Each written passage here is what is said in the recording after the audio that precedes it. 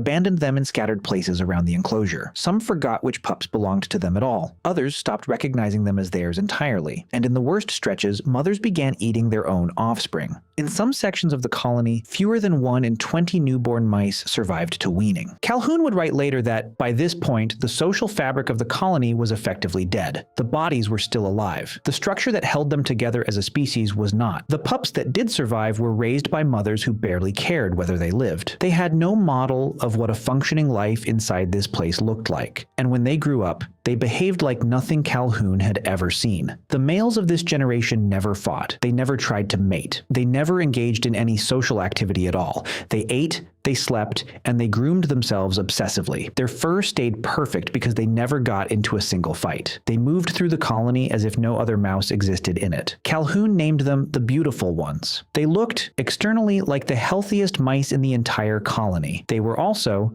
functionally, dead. They never tried to reproduce. They could not socialize. Their nervous systems had developed inside a world where every social role was already filled by someone else, and they had simply opted out of the species. On day 560, the population peaked at 2,200 mice. It would never go higher. The last successful conception inside Universe 25 happened on day 920. After that, no new mice were born. The colony continued to age. The beautiful ones kept grooming themselves. The secluded females stayed in their high apartments. Violence carried on in pockets, with no purpose left to it, and one by one the mice died of old age, with no replacements coming up behind them. On May 23, 1973, the last mouse in Universe 25 died, 4 years and 10 months after Calhoun shut the lid. He wrote that the mice had died 2 deaths. The first was the death of the spirit. The second was the death of the body. The first one happened years before the second. When his paper came out, the world ran with the obvious reading: